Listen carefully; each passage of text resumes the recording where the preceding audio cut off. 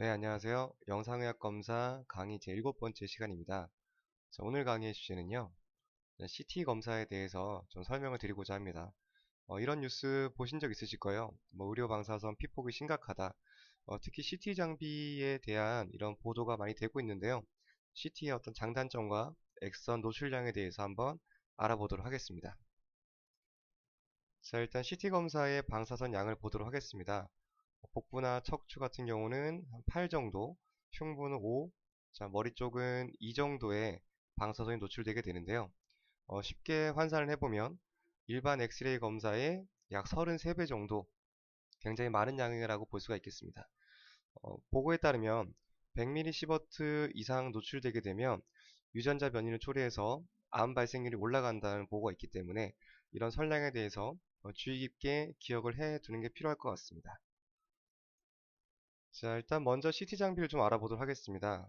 자, 엑스레이 장비에다가 컴퓨터를 연결했다고 생각하시면 좀 더 쉬울 것 같은데요. 앞에 있는 글자를 따서 CT라고 불려지게 됩니다. 자, 우리말로 하면 컴퓨터 단층 촬영으로 불려지게 되고요. 가장 중요한 특징은 X선 발생 장치가 원호 운동을 하면서 X선 촬영을 하는 것이 CT 검사의 특징이라고 보시면 될 것 같습니다. 자, 그림을 보시면 좀 더 이해가 쉬운데요. 일반적인 엑스레이 장비는 이런 식으로 직선 운동을 함으로써 영상을 얻게 되는데 CT 같은 경우는 엑스레이 장치가 우리 몸을 빙글빙글 돌면서 여러 방향으로 X선을 조사한 영상을 조합해서 이런 영상을 얻게 되는 것이죠. 마치 우리 몸을 절반으로 잘라서 그 단면을 쳐다보는 듯한 그런 영상을 얻을 수가 있고요. 의학 진단 가치적으로도 굉장히 많은 정보를 얻을 수 있는 그런 CT의 장점이라고 볼 수가 있겠습니다. 일단 장점부터 보면 검사 시간이 MRI에 비교했을 때 짧고요.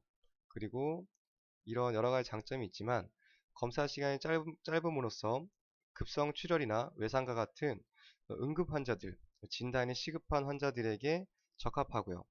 또한 MRI 검사보다 MRI 검사 같은 경우는 폐쇄공포증이라든지 심장 수술 환자 등은 검사가 어려운 반면에 CT 검사 같은 경우는 제한 없이 이용이 가능합니다. 자, CT 검사의 단점을 보면 원호 운동을 하면서 X선 촬영하기 때문에 양이 많다, 방사선량이 많이 노출된다는 단점이 있게 되고요. MRI와 비교했을 때 연부 조직, 인대나 근육 같은 부분에 대한 정보가 조금 적게 전달이 될 수가 있습니다. 또한 의료 윤리적인 측면이 있는데요. 뒤에 다시 한번 설명드리도록 하겠습니다. 자, 육안적으로 영상을 한번 비교해 보겠습니다. 이쪽이 MRI 영상이고 이쪽이 CT 영상이 되겠습니다.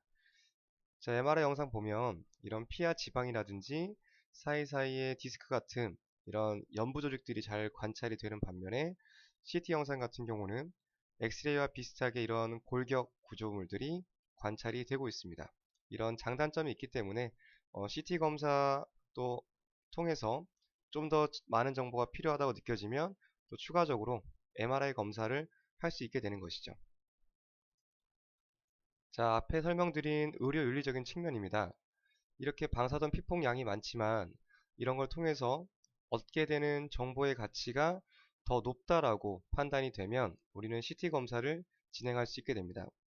예를 들어서 뇌출혈 환자가 왔을 때 빨리 진단을 해서 치료를 하게 되면 우리가 얻게 되는 정보의 가치가 훨씬 높기 때문에 CT 검사를 시행할 수 있게 되는 것이죠. CT 장비 같은 경우는 채널수로 그 등급을 구분하게 됩니다. 이 장비 같은 경우는 2채널 장비고요. 이 장비는 128채널 장비가 되겠습니다. 자, 이 두 가지의 차이점은 여기 한 바퀴 돌면서 나오는 사진의 수가 2장이고요. 이 장비 같은 경우는 한 바퀴 돌았을 때 나오는 사진의 숫자가 128장의 이미지를 얻을 수가 있게 됩니다. 따라서 채널 수가 높을수록 좀 최신 사양의 장비다 라고 쉽게 이해하시면 될 것 같습니다. 자, 이렇게 비교하면 조금 더 쉬울 것 같은데요.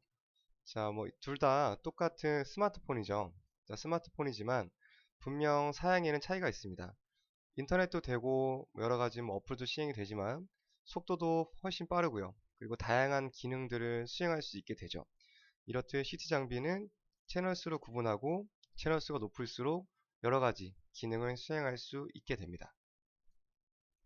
최근에는 이런 많은 선량 때문에 문제가 돼서 선량을 최소화시킨 저선량 CT도 개발이 되고 있습니다.